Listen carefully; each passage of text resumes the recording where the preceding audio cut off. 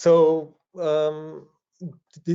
this is a very loose agenda which I will be following. I will give a brief introduction on what is PFT fine-tuning for these LLMs, why it is beneficial over standard fine-tuning. I will go over an use case where we are using PFT-based fine-tuning for question answering.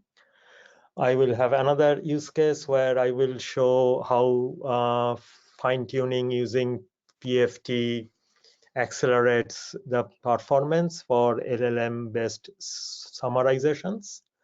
And then I will go over the training setup, and then I will have a conclusion. And then if we have some time, I will also share a short video that how we can move data between various data sources and the training cluster.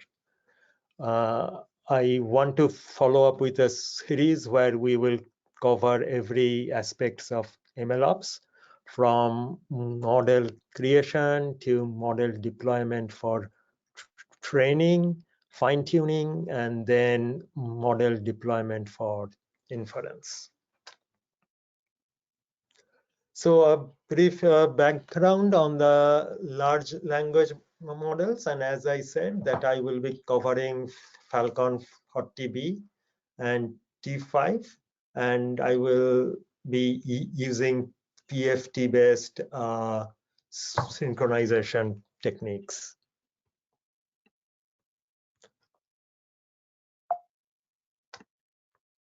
So as you know, since the advent of ChatGPT, large language models are now the main discussions of AI or generative AI, and they are based on the seminal paper by Faswani et al.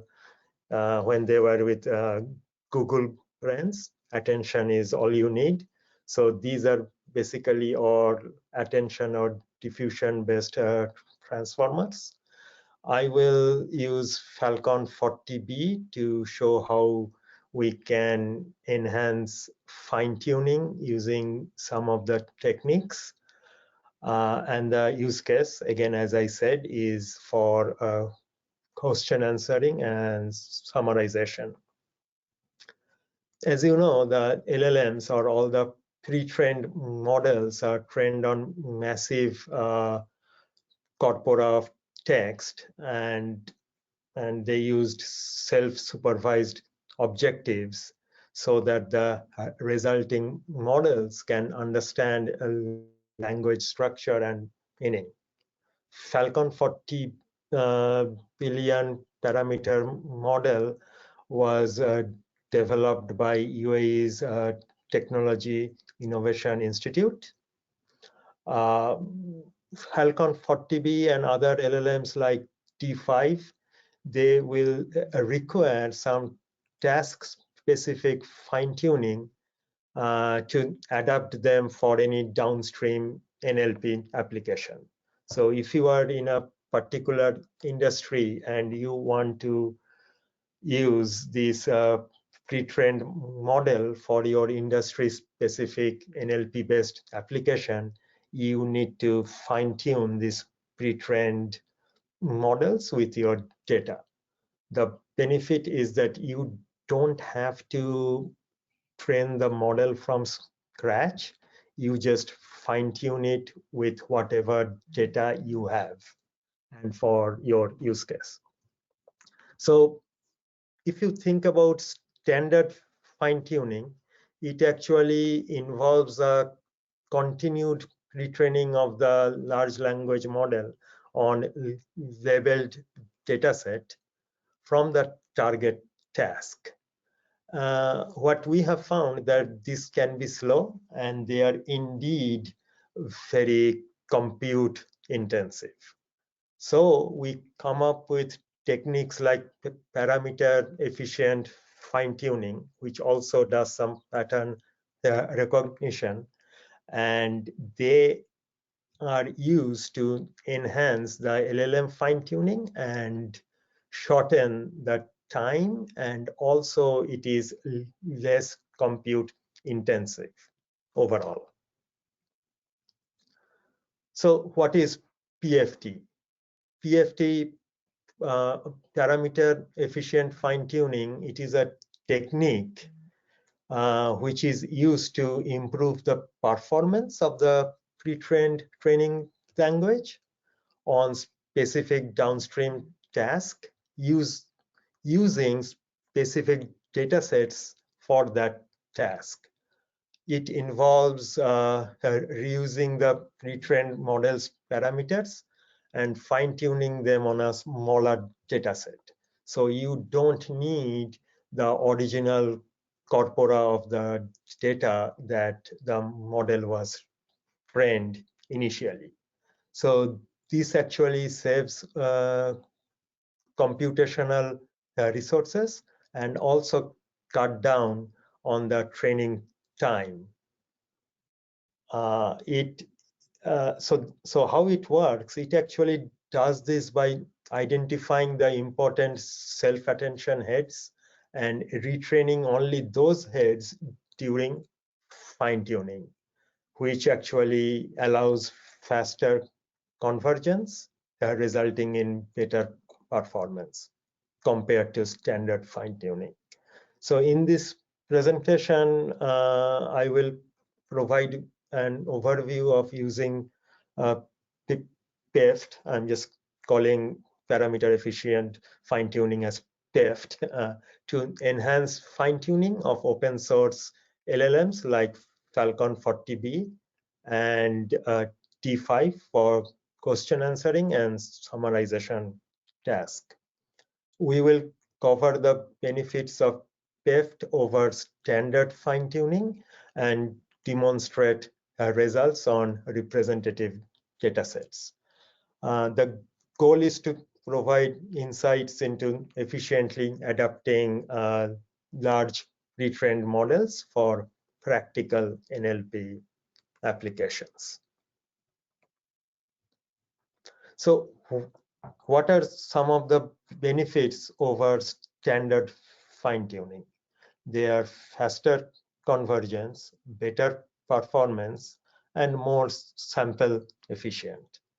So what do we mean by faster convergence? By leveraging patterns in the pre-trained data, PEFT allows model to converge more quickly during the fine-tuning phase. The model does not need to relearn the basic structures from scratch, as the extracted patterns explicitly provide this. This considerably reduces the number of training epochs required and accelerates the learning process. It also provides better performance. PEFT-based fine-tuning results in improved performance on variety of tasks. We will cover question answers and text summarization here.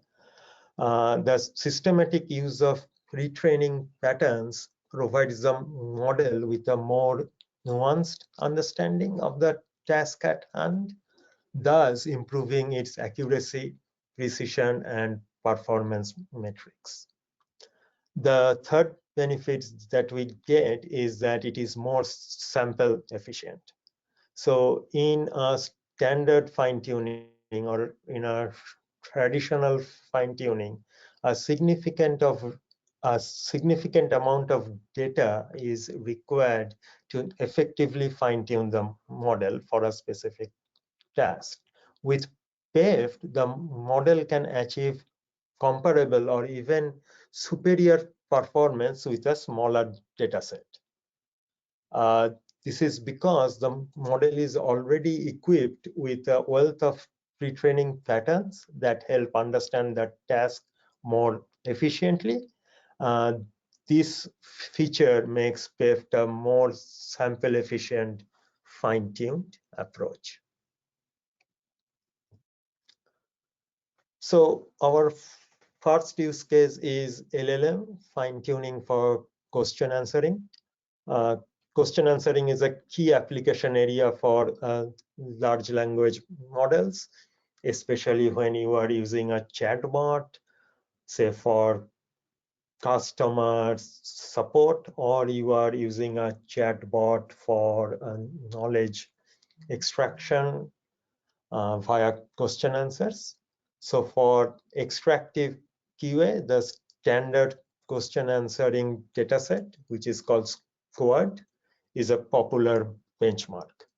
So SQuAD contains about more than 100,000 question answer pairs on 500 plus articles.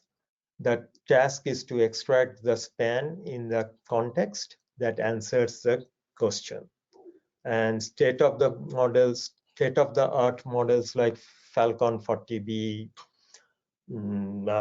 T5, or even HuggingFace's Bloom can be fine-tuned on SQuAD to perform extractive question answering. So we have actually fine-tuned Falcon 40B on SQuAD training set using standard supervised fine-tuning. We used NVIDIA A100s on OCI Cloud. The model is trained to predict start and end tokens that encapsulate the answer span. And what we found after 10 epochs of fine-tuning, Falcon 40B achieves an F1 score of 90.5 on the SQuAD dev set. We then applied PFT to further enhance this fine-tuning, and only 42% of Falcon's self-attention heads are identified as pattern exploiting, and they were then selectively fine-tuned. And after 3 epochs of PFT fine-tuning, the F1 score improved to 92.1. It was a 1.6 point absolute gain. PFT fine-tuning reaches peak performance of 3x faster than the standard fine-tuning. The total training time until convergence reduces from 30 hours to 10 hours in our use case, in this particular use case. So what we have seen is that PFT substantially improves the efficiency and the effectiveness of the question answering fine-tuning for Falcon 40B on SQuAD. The performance gains and the faster convergence demonstrates the power of PFT for adapting LLMs to QA tasks. And what we have seen a 3x gain in the time efficiency. We cut down time to train or time to fine-tune by 3x. The next use case that we have is LLM fine-tuning for summarization. As you know, that text summarization is another key application of large language models. And what we have used here, it is a commonly used CNN Daily Mail dataset. And we have used this dataset to train and evaluate summarization models. This dataset contains online news articles paired with multi-sentence summaries. And we used it to fine-tune T5 as state-of-the-art LLM designed for text-to-text tasks like summarization. We first fine-tuned T5 on the CNN Daily Mail training set using the teacher forcing method. This achieves a validation loss of 0.98 and a Rouge 1 score of 43.2 after 10 epochs. We then leveraged PEFT to further enhance this fine-tuning, and 49% of the self-attention heads are identified as pattern exploiting and selectively fine-tuned. Again, just after 3 epochs of PEFT, the validation loss reduces to 0.82, and the Rouge one increases to 46.1. The model also reaches a peak performance of 3x faster than the standard fine-tuning. So PEFT minimizes the interference with the pre-trained patterns useful for summarization. This results in lower loss, secondly, improved Rouge score, and the third is faster convergence compared to standard fine-tuning. Again, we found that PEFT enables efficient and effective adaptation of T5 to summarization. And with this performance gains, we also cut down on the compute requirement for fine-tuning T5 on the text generation tasks. So what was our training setup? We utilized NVIDIA's A100 8 GB GPUs, which are available on Oracle Cloud Infrastructure. The A100 provides extreme scale tensor performance of 90.5 teraflops per core for training massive neural networks. OCI provides us centralized GPU clusters with high-speed networking. This enables the distributed training across multiple A10 GPUs across nodes for maximizing the throughput. The software, we used PyTorch and TensorFlow frameworks, along with NVIDIA CUDA libraries for efficient distributed training and mixed precision utilization. We'll leverage the HuggingFace's transformer library, and those libraries contains optimized implementations of T5 and Falcon 40B, so we can run out of the box with high performance. Any questions so far? Okay. Yeah, it looks like we have a number of questions in the question pane. Can you see that, or would you like me to read them out to you? Yeah, if you can read that, that will be great. Sure. When you saw a small data set is enough for fine-tuning, how small is enough? 100, 1K, 10K, 100K sample, or more is needed? So we actually went with a 100K sample. So we went with 100K sample, and we have tested down up to 25K or so. Next one. Great. Did you benchmark the performance for Squad on full fine-tune versus LoRa? And how much F1 score did you get for a simple fine-tune? Yeah, I think I had covered it earlier, so for a simple fine-tune, we got about 90.2, F1 score, and then with the PEFT, it got increased to 92.6. Great. Next question is, does PEFT not work if used from the start for fine-tuning, i.e. a traditional fine-tuning step is always required to start with? No, we did the traditional fine-tuning so that we have a comparison. So you can actually go with PEFT from the start.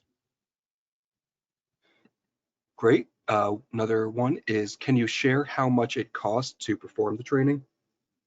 I can share, I can actually share how many nodes we used, and then we can extrapolate the cost from there.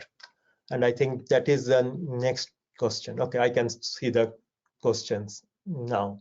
How Okay, many A100 GPUs were used in the training?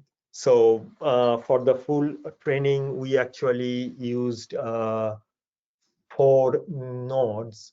So it is 4 into 8, so 32 A180 gig GPUs.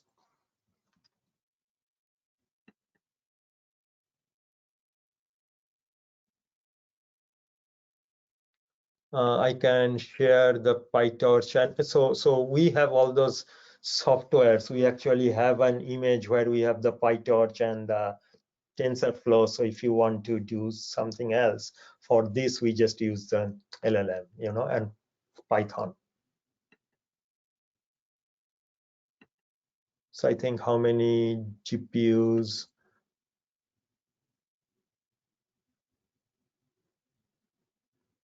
When you use your own data to fine-tune a model, how can you make sure you are not sharing your data?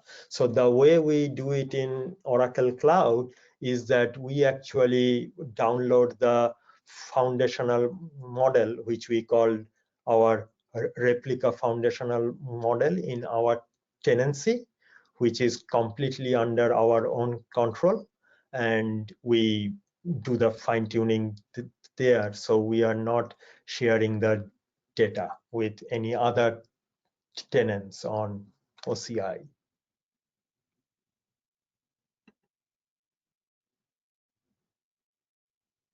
Okay, I will then go back. I will answer the rest afterwards. So I will go back to the OCI AIML infrastructure a little bit, because there are a few questions around that.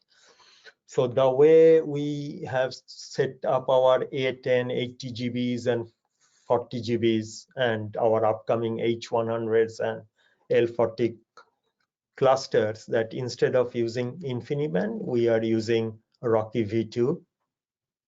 It is RDMA over Ethernet, and all our A100 and H100 clusters maximize the internet bandwidth of 1.6 terabits or 3.2 terabits respectively.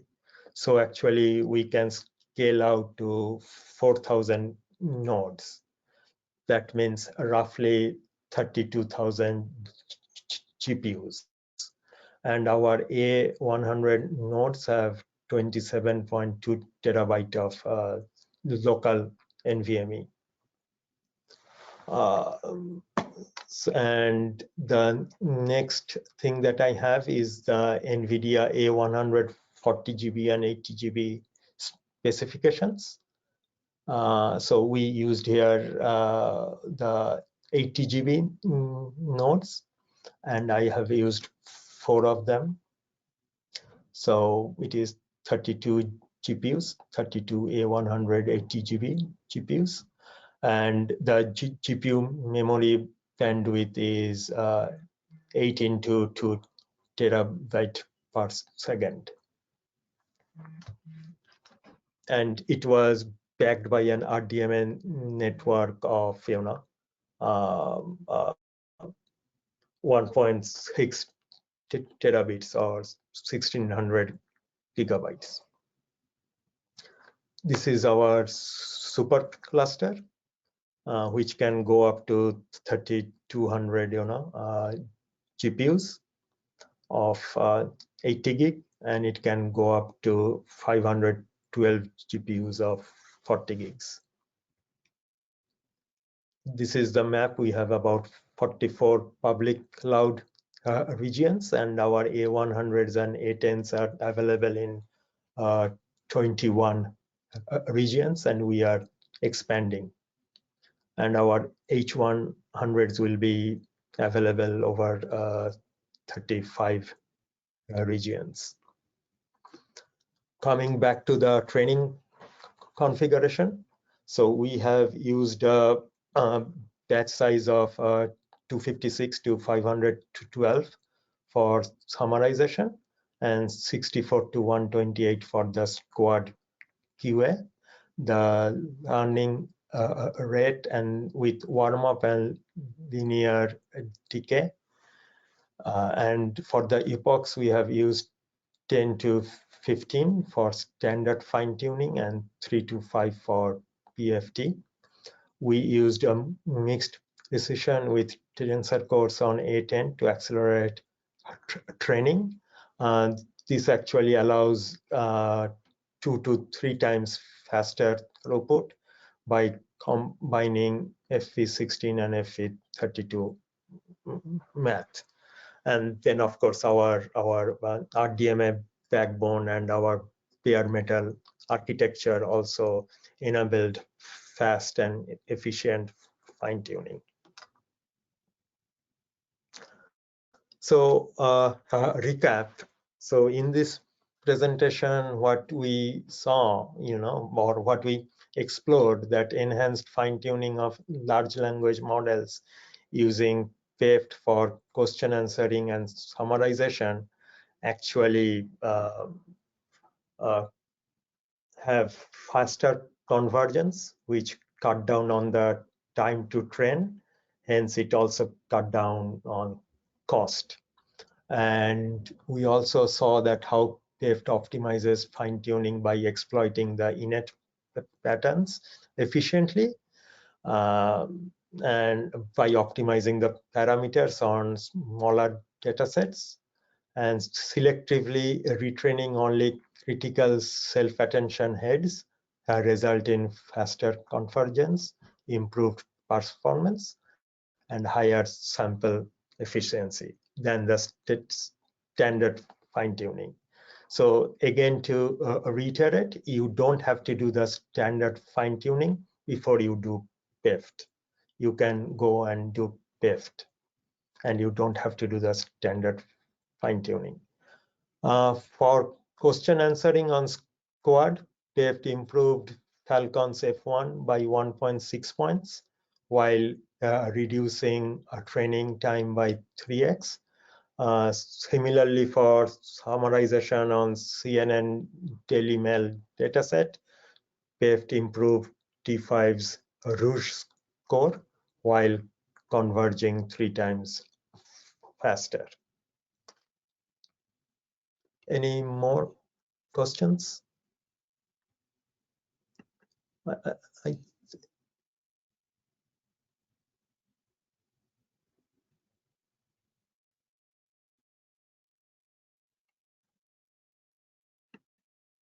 Okay, there was a question about Rouge score. So when I will distribute the slides, you will have the Rouge.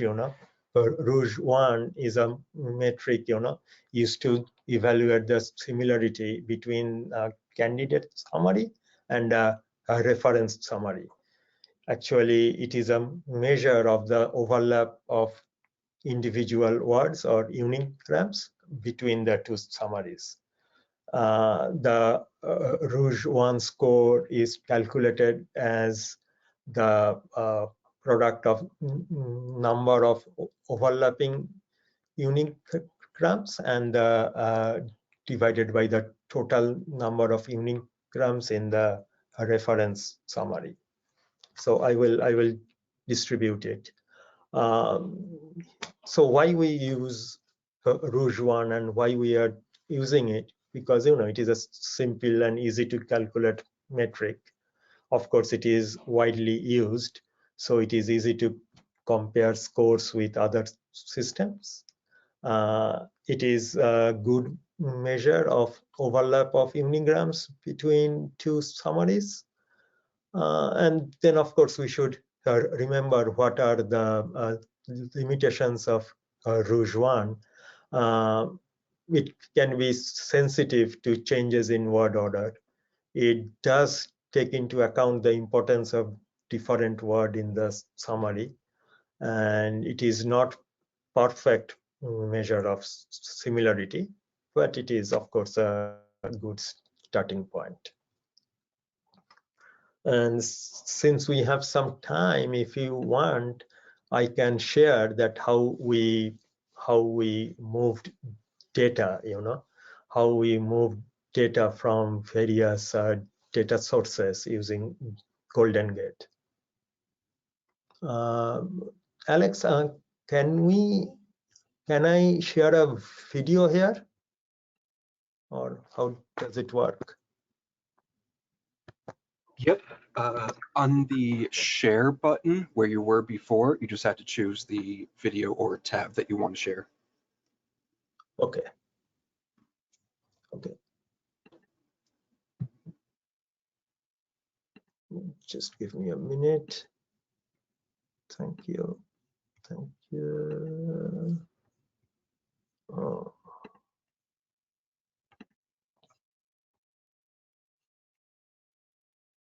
Okay, the video is starting. Greetings, everyone. This is session. We don't see it just yet. We just hear it.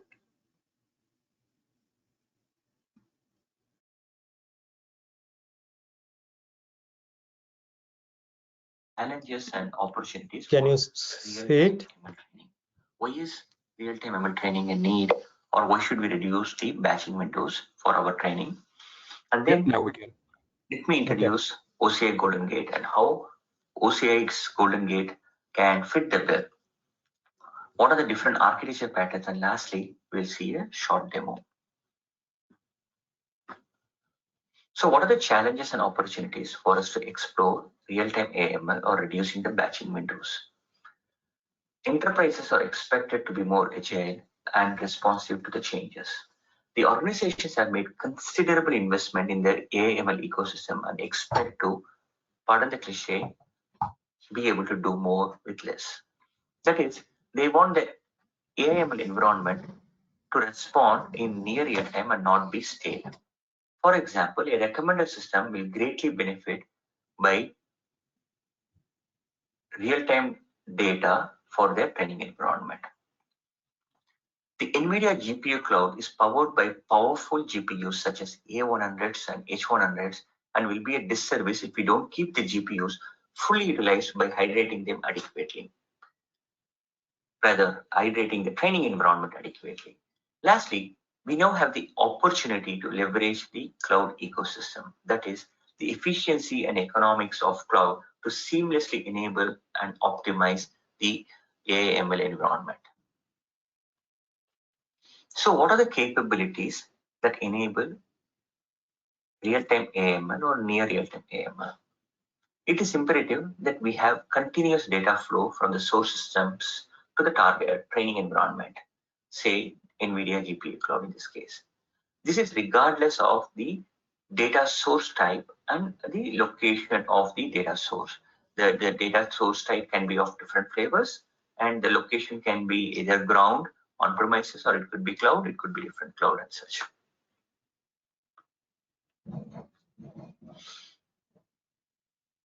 So before we go deeper into AML, I just want to talk briefly on the event-driven architecture.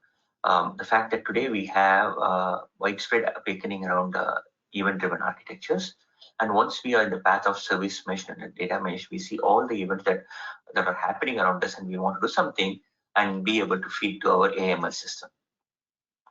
So once we begin to see the world of data as events, it becomes obvious that batch processing is just a collection of data events grouped together by time.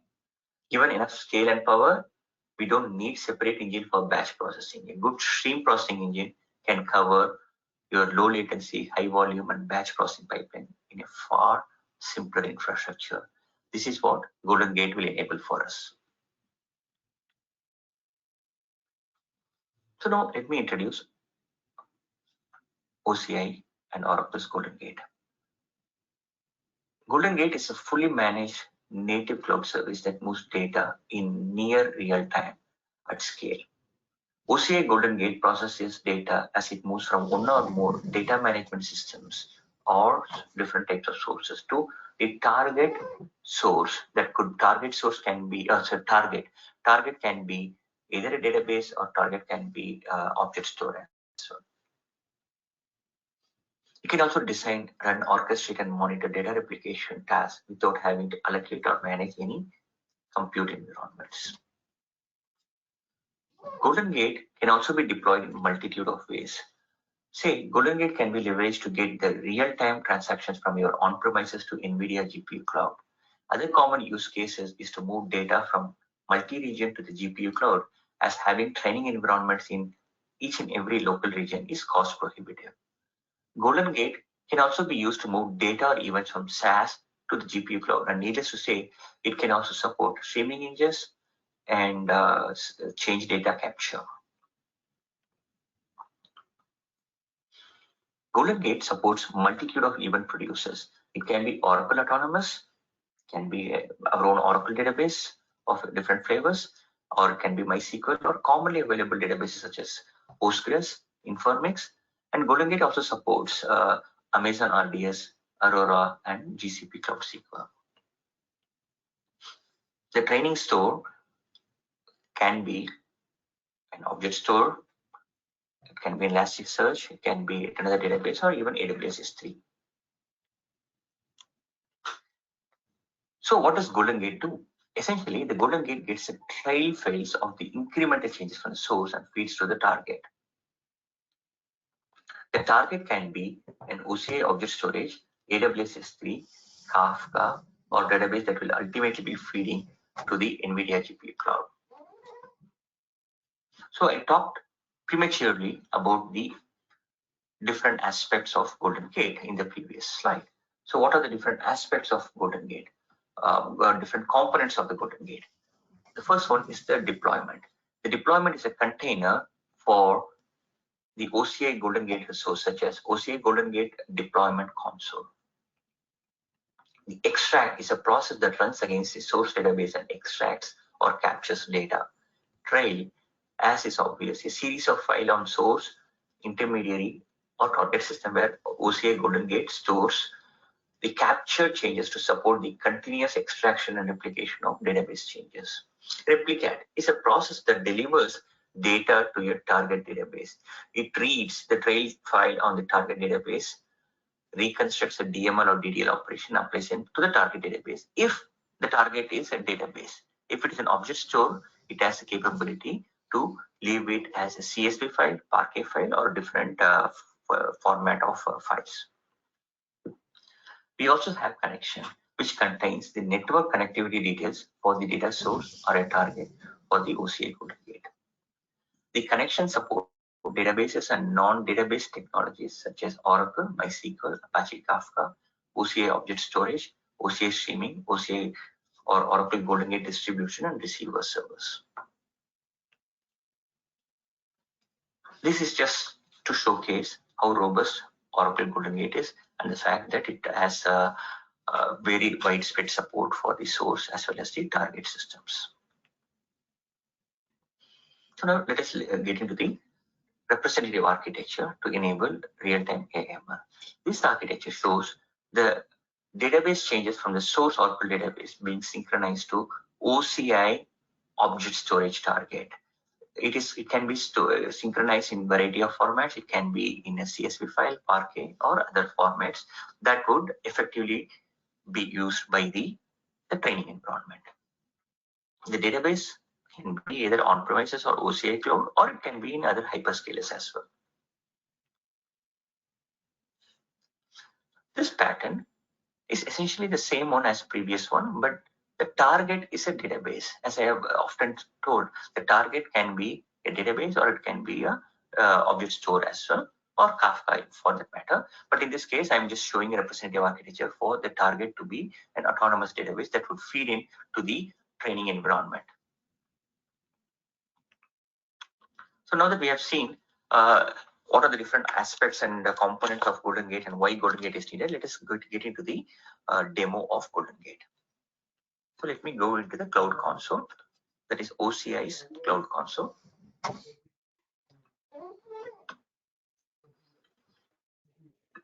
And let me level set what is the use case that I'm going to use.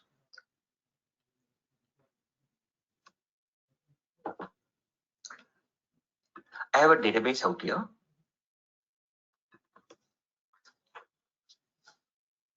That has the New York City yellow cab trip record data.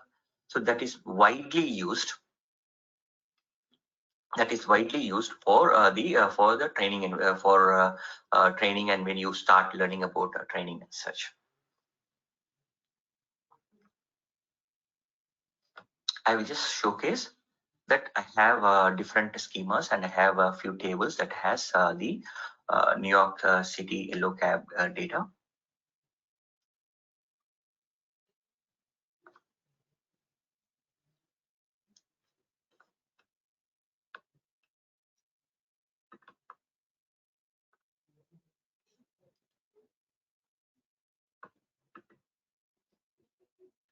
You can see I have the trip data for 2014, and it is pretty humongous one.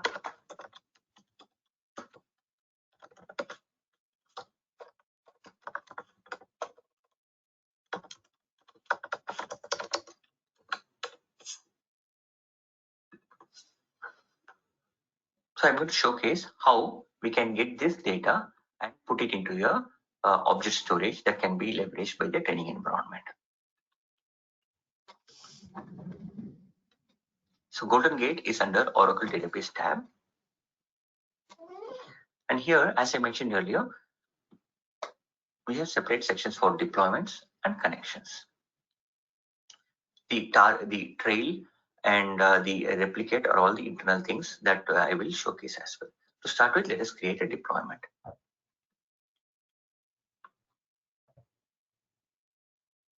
So give a name, and you have the option of choosing how many OCPUs you need. That way, the deployment, the container, can be adequately sized for your needs of replicating the data. Can be 1 or can be 16. It can go up to 24. For this purpose, I won't create the deployment because I already pre-created the deployment, and you do have to choose a subnet. And then you have the option of whether you're going to bring your own license and license included, which is immaterial for this particular discussion. And then the most critical ones are the supported technologies. As I have told earlier, it supports multitude of database technologies, as well as if you look at big data, it supports OCA, object storage, streaming, Kafka, and so on and so forth. So when the source is Oracle, you choose Oracle database, and it will show it will give you the option. And if it is a big data, or if it is a big data source, then go to big data. Similarly, you can go to MySQL and Postgre as well. So the connections are the ones that connect to the source and that connect to the target. Here, as you can see, the connection can be of multiple types. So in the interest of time, I will not create the deployment of connection, but then I will walk you through the available ones.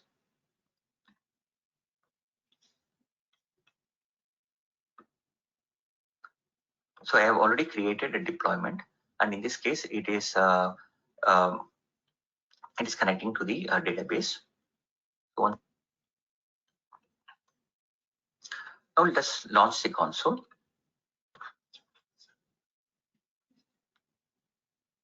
So I have put in the user ID and password earlier. That's the reason you are not seeing it. So it has an extract. Essentially, this is extracting from the source database. And let us look into a replicate deployment as well. You can see the replicate deployment is of type big data in this case.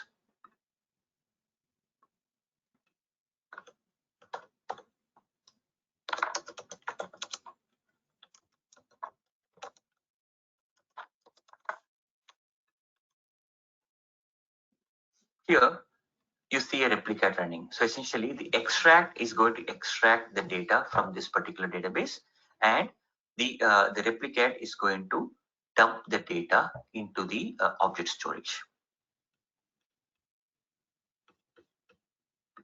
Let us look into the connections that have been created as well. So the connections, there are two connections. This connection is being used by the deployment that is connecting to the extract.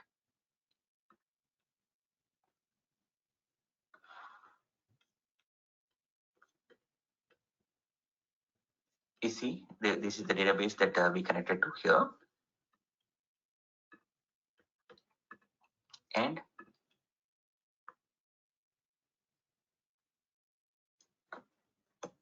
this is the one that connects to the object storage. The object storage can be the same tenancy, it can be in a different tenancy, whichever one has the NVIDIA GPU cloud. So as you can see, once it is done, it is as simple as after the initial sync, the data gets pulled from the database, from the data store, from the database, and then it is getting pushed into the object storage. In this case, I have just demonstrated getting it into a Parquet file.